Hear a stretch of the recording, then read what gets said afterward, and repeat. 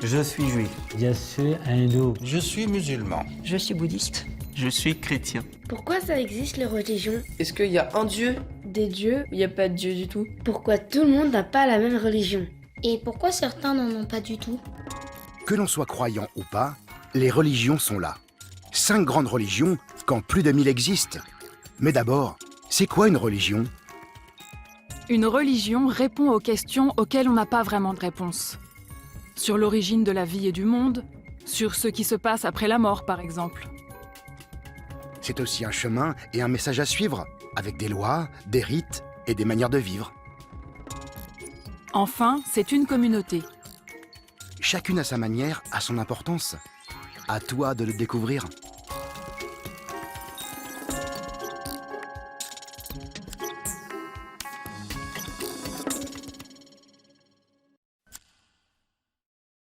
Quelle est la différence entre un juif, un hébreu et un israélien? Les Hébreux sont les ancêtres des Juifs, tandis que les Israéliens sont les citoyens de l'État d'Israël, sans distinction de religion. Il y a principalement des Israéliens juifs, mais aussi des Israéliens chrétiens et des Israéliens musulmans. Quelles sont les origines du judaïsme?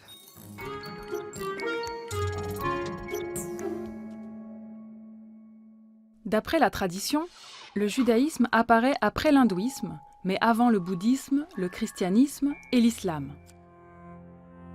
Selon la Bible, l'histoire du peuple juif commencerait vers moins 1200 avant notre ère, avec Abraham, qui vit à Our, dans l'Irak actuel.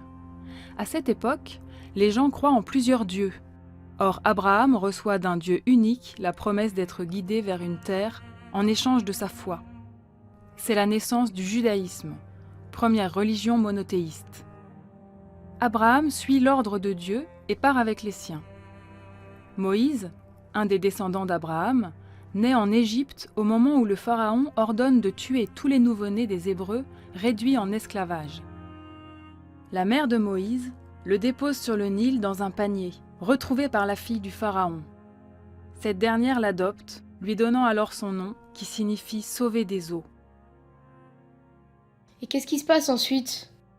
Plus tard, dans le désert, par l'intermédiaire d'un buisson ardent, Moïse rencontre Dieu qui lui ordonne de retourner en Égypte pour libérer les Hébreux. Tu as peut-être déjà vu un des films racontant la suite. Moïse fuit le pharaon avec son peuple et reçoit de Dieu les 10 commandements, appelés aussi Table de la loi.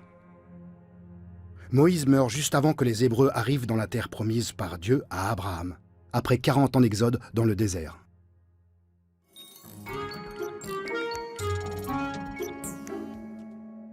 Comment s'est développée la religion juive? Les Hébreux s'installent sur la terre promise. Plus tard, ils y construisent le royaume d'Israël et le royaume de Juda, d'où viendront ensuite les termes judaïsme et juif. Au 1er siècle avant notre ère, les Romains, à la tête d'un puissant empire, envahissent la région. En 30 après notre ère, avec la crucifixion de Jésus qui était juif et qui a fait de nombreux adeptes, naît le christianisme, une nouvelle religion issue du judaïsme. Au début de notre ère, les Romains chassent les Juifs de Jérusalem et 5 siècles plus tard, les Juifs doivent s'exiler. On les retrouve tout autour du bassin méditerranéen.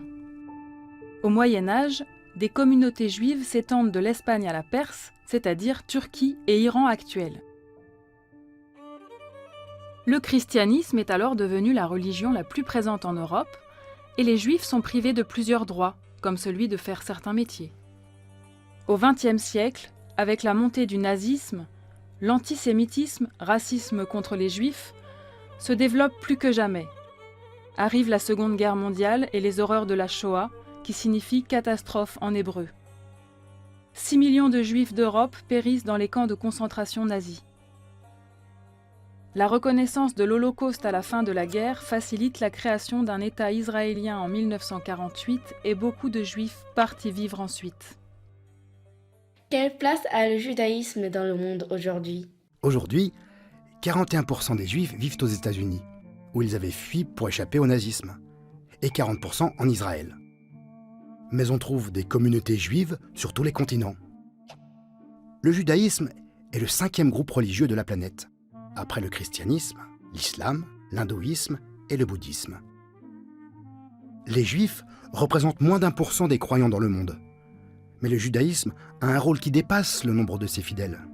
Avant tout parce qu'il est, comme on l'a vu, à l'origine du christianisme, mais aussi de l'islam.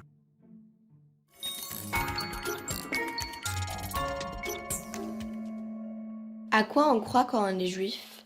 Le peuple juif croit en un Dieu unique sans intermédiaire et chacun à la synagogue, chacun dans ses prières s'adresse directement à Dieu. Le nom de Dieu est tellement sacré qu'on ne le prononce pas, tout simplement parce que dans les 10 commandements, un des commandements c'est « tu ne prononceras pas le nom de Dieu en vain ». Donc il se prononce lors des prières de bénédiction, mais pas pour rien.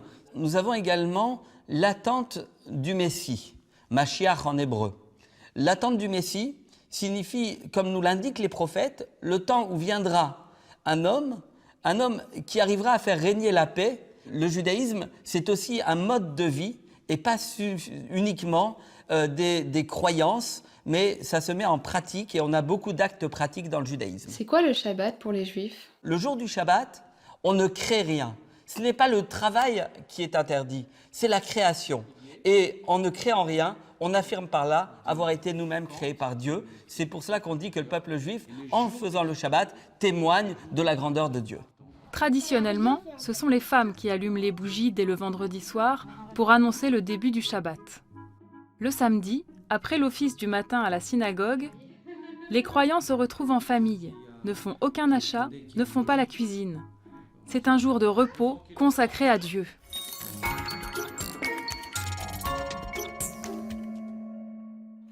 Si le judaïsme est une manière de vivre, ces valeurs jouent un rôle dès la naissance. Comme dans toutes les autres religions, des rites existent pour célébrer les grands moments de la vie, qui font passer d'un état à un autre, de l'enfance à l'âge adulte, du célibat au mariage, de la vie à la mort. Est-ce qu'il y a un rite particulier quand un enfant naît dans une famille juive? Lorsqu'un enfant naît d'une famille juive, et dans le judaïsme, la religion se transmet par la maman. Cet enfant, s'il s'agit d'un garçon, devra passer par la circoncision. Commandement qui a été donné à Abraham, qu'il a réalisé lorsqu'il avait 99 ans. Cette circoncision, c'est le lien dans sa chair qu'il y a avec Dieu. Comme chez les musulmans, où la circoncision est aussi pratiquée, cet acte a une valeur sacrée. Pour les filles, il existe une cérémonie appelée la nomination, où le bébé reçoit son nom hébreu. L'enfant va grandir et à l'âge de 13 ans, il y aura une cérémonie particulière. Ce sera pour un garçon la bar mitzvah, pour une fille la bat mitzvah. Bar mitzvah veut dire le fils de la mitzvah, du commandement. L'enfant devient responsable religieusement de ses actes, de ses paroles, de ses pensées.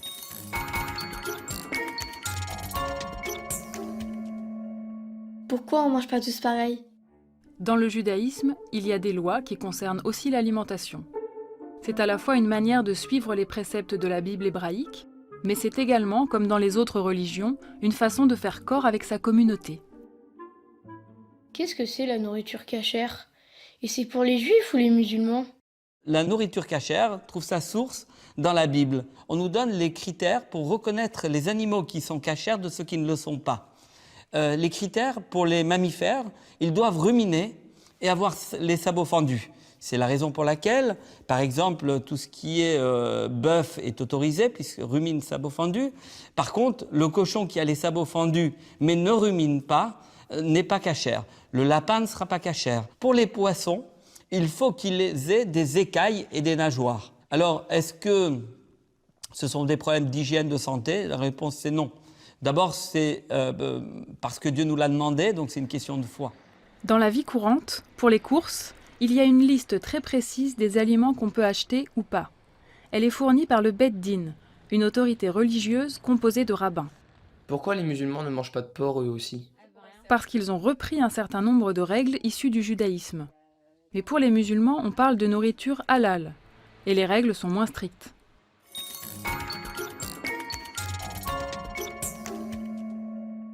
Quel est le rôle du rabbin? La fonction du rabbin sera de guider les fidèles, les personnes qui vont venir autour de lui. Les guider, ça veut dire aussi leur apporter des conseils. On conseille même à un rabbin d'être marié, tout simplement parce qu'il peut avoir on peut venir le questionner sur des problèmes familiaux. Le rabbin, il ne sera jamais un intermédiaire entre le fidèle et Dieu. Le christianisme voit le prêtre comme un intermédiaire. Qu'est-ce que ça veut dire Ashkénaze et Séfarade? Il y a 2000 ans, le peuple juif a été exilé dans des contrées comme l'Afrique du Nord, l'Europe, et en fonction de ces pays, on a appelé, et de leurs coutumes, on a appelé les juifs séfarades, ceux qui sont Afrique du Nord, bassin méditerranéen, et les juifs ashkénazes, l'Europe de l'Est. Les coutumes sont différentes, la loi pour l'essentiel est identique. On n'aura pas deux tendances de judaïsme. Est-ce qu'il y a plusieurs manières de pratiquer le judaïsme? Il existe 3 courants principaux dans le judaïsme. D'abord, le judaïsme ultra-orthodoxe qui a plus d'exigences que ce qui est inscrit dans les textes sacrés, comme les Lubavitch par exemple. À l'autre extrémité, il y a le judaïsme libéral, on dit aussi réformé, qui adapte la pratique de la religion à la modernité. Dans ce courant par exemple, les femmes aussi peuvent être rabbins. Entre les deux, se trouve le judaïsme orthodoxe, dit aussi conservateur ou massorti, qui respecte l'essentiel des lois tout en s'adaptant au monde contemporain. Est-ce que dans le judaïsme, il y a un chef comme le pape? Pour des raisons de commodité, il y a quelquefois des structures où il y a un chef. C'est le cas en France aujourd'hui, avec à sa tête un grand rabbin de France. Maintenant, chaque pays est différent. En Allemagne, par exemple, il n'y a pas de grand rabbin d'Allemagne. On aura des grands rabbins par ville. En Israël, on aura 2 grands rabbins. Un grand rabbin ashkénaze et un grand rabbin séfarade.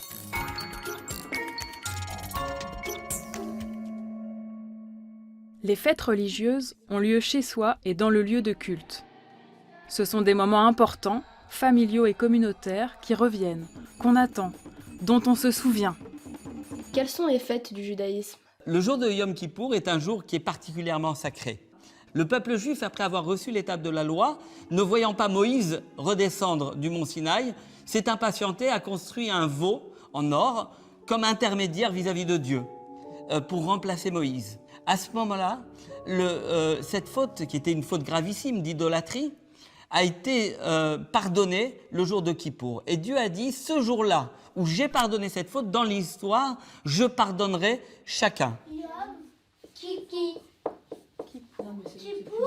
Ce jour-là, on ne mange pas, on ne boit pas, on ne porte pas de chaussures en cuir qui symbolisent une certaine forme de luxe. Donc ce jour-là est un jour où on va limiter les besoins matériels.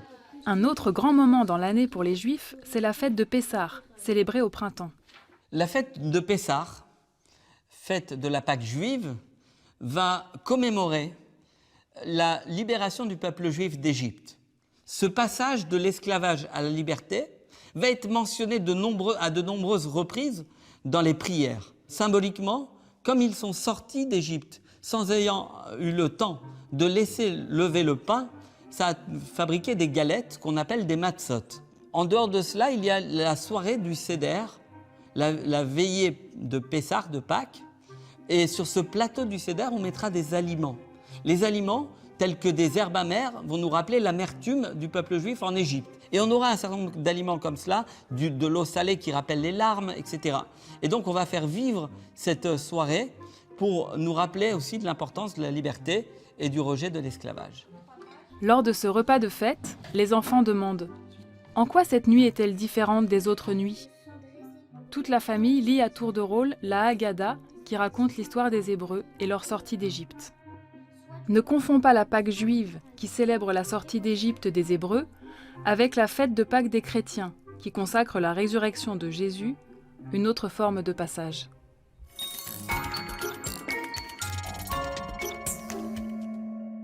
Est-ce que la Torah chez les Juifs, c'est comme la Bible chez les chrétiens ou le Coran chez les musulmans? Oui, ça a la même importance. La Torah est écrite en hébreu, la langue sacrée des Juifs, qu'ils utilisent aussi lors des prières et des offices. Donc on a ici les rouleaux de Torah. Ce texte sacré, qui fait partie de la Bible hébraïque, est composé de 5 livres, le Pentateuque. Ces 5 livres ont été dans la tradition juive révélés et donc transmis de Dieu à Moïse. La Bible hébraïque correspond à l'Ancien Testament des chrétiens, qui, complété par le Nouveau Testament, constitue la Bible. Quant au Coran des musulmans, il y a une troisième interprétation de cette tradition sacrée qui fonde les 3 religions monothéistes: le judaïsme, le christianisme et l'islam. Pour écrire ce texte qui est écrit sur parchemin, donc il faut à peu près compter 1 an pour une personne qui va faire ça à temps plein. 1 an parce que chaque lettre doit être très précise. Pour lire à la Torah, celui qui est l'officiant va utiliser ce qu'on appelle le yad, qui signifie une main, sans toucher le rouleau lui-même. D'abord pour ne pas abîmer au niveau de l'encre qui peut s'écailler, mais également ne mettra pas sa main pour ne pas toucher à cause de la sacralité du texte et des rouleaux de Torah. Qu'est-ce que c'est le Talmud? Il y a un livre qui s'appelle le Talmud, qui est le livre de la loi orale, qui traite un petit peu de toutes les discussions sur l'interprétation des textes de la Bible. Les mitzvot, les commandements sont évoqués dans ce texte du Talmud.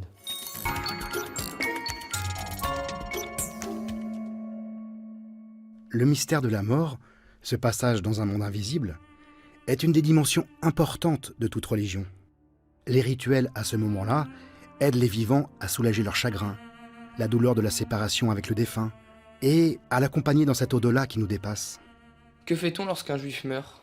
Dans la tradition juive, on enterrera une personne décédée seulement avec des vêtements simples, des vêtements blancs qui symbolisent la pureté, des vêtements qui seront identiques pour tout le monde, pour ne pas faire de séparation entre un riche et un pauvre, entre quelqu'un qui aurait les moyens d'avoir de beaux vêtements et quelqu'un qui n'en aurait pas. Pourquoi il y a des petites pierres sur les tombes des Juifs? Lorsqu'on vient poser une pierre sur une tombe, eh bien, c'est aussi une manière de marquer par un acte le passage où on s'est recueilli sur cette tombe, où on a fait des prières, et donc on concrétise, il y a toujours l'acte qui est important dans le judaïsme, et on pose cette petite pierre. Qu'est-ce qui se passe après la mort dans le judaïsme? Après une vie sur terre, lorsqu'on quitte ce monde, on se présente devant Dieu. Et quelque part, il y a on va dire un jugement, et quelqu'un qui a vécu en accord avec le spirituel sera naturellement dans du bonheur dans le monde futur. On considère qu'il y a un monde futur où il y a une rétribution de ce qui a été réalisé sur terre. 2 siècles après leur installation sur la terre promise, vers 1000 avant notre ère, les Juifs se rassemblaient dans un temple à Jérusalem qui a été détruit une première fois, reconstruit, puis détruit à nouveau. Il n'en reste plus qu'un mur, célèbre à Jérusalem, appelé le mur des lamentations. Les Juifs vont toujours s'y recueillir, encore aujourd'hui. Après la chute du second temple, les Juifs prennent l'habitude de se réunir dans des maisons de prière, les synagogues, dont le terme signifie « rassemblement » en grec.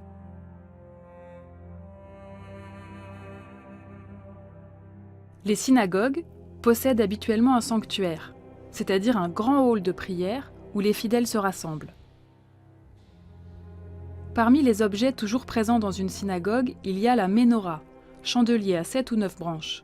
C'est un objet très important car il est le symbole du temple de Jérusalem disparu, dans lequel la ménorah avait alors 7 branches. Les rouleaux de la Torah sont rangés dans une armoire sacrée, l'Arche sainte, fixée dans le mur orienté vers Jérusalem, la ville sainte de la terre promise. Au-dessus, une lampe brille en permanence. On l'appelle la lumière perpétuelle. Elle est symbole de la présence de Dieu. Hommes et femmes sont généralement séparés. Par exemple, comme ici, les hommes sont en bas et les femmes à l'étage.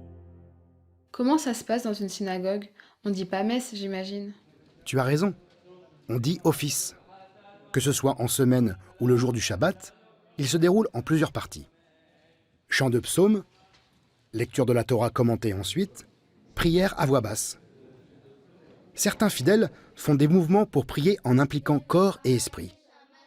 Matin et soir, les Juifs du monde entier récitent la prière Shema Israël, qui veut dire « Écoute Israël ». Cette prière, qui proclame l'unicité de Dieu, est la plus importante. On en retrouve des extraits sur un parchemin placé dans ce qu'on appelle la mezouza. C'est un petit boîtier fixé sur le linteau droit de la porte d'entrée, rappelant que l'intérieur de cet endroit est conforme à l'attente de Dieu envers le peuple juif.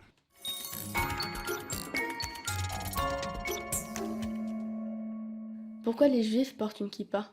C'est une forme d'humilité vis-à-vis de Dieu et de se rappeler en permanence de sa présence au-dessus de nous. Les femmes ne sont pas soumises exactement aux mêmes commandements que les hommes. Et c'est pour cette raison qu'elles n'ont pas à porter la kippa ou d'autres attributs spécifiques pour prier. Comme le talit, qu'un garçon commence à porter le jour de sa bar mitzvah. Le talit est un morceau de tissu sur lequel, aux 4 coins, il y a des fils. Ces fils doivent symboliquement nous rappeler le nombre de commandements. Et si l'on additionne les nombres de fils, de nœuds et de tours qui sont faits ici, on retrouve les 613 commandements. Il y a aussi les téphilines, des petites boîtes en cuir dans lesquelles se trouvent des versets de la Torah. Les hommes les portent sur le front et le bras gauche en les attachant grâce à des lanières. C'est une manière de mettre près de leur intelligence et de leur cœur les paroles de la Bible pour se rappeler leur alliance à Dieu. Est-ce que les rabbins ont des vêtements spéciaux? Le rabbin porte une kippa sur la tête et son châle, le talit, comme tout juif allant prier, mais rien de plus. Ce qui le distingue, c'est sa position dans la synagogue. Il surplombe l'assemblée réunie pour lire et commenter la Torah.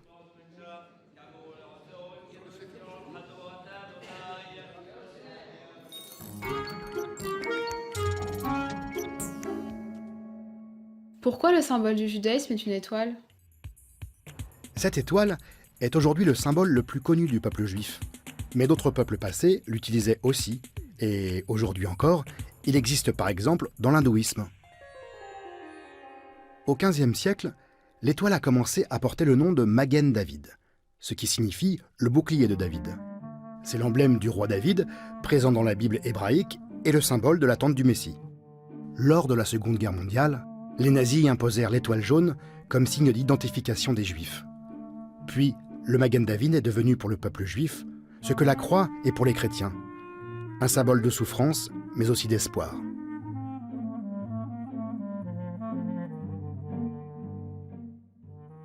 Aujourd'hui, on la trouve notamment sur le drapeau de l'État d'Israël, et aussi comme décoration dans les synagogues du monde entier. Ces 2 triangles équilatéraux superposés, l'un dirigé vers le haut, l'autre vers le bas, peuvent évoquer l'équilibre entre le ciel et la terre, entre le spirituel et le matériel. Mais on n'a pas tout dit sur le judaïsme. C'est vrai, mais il y a encore d'autres religions à découvrir.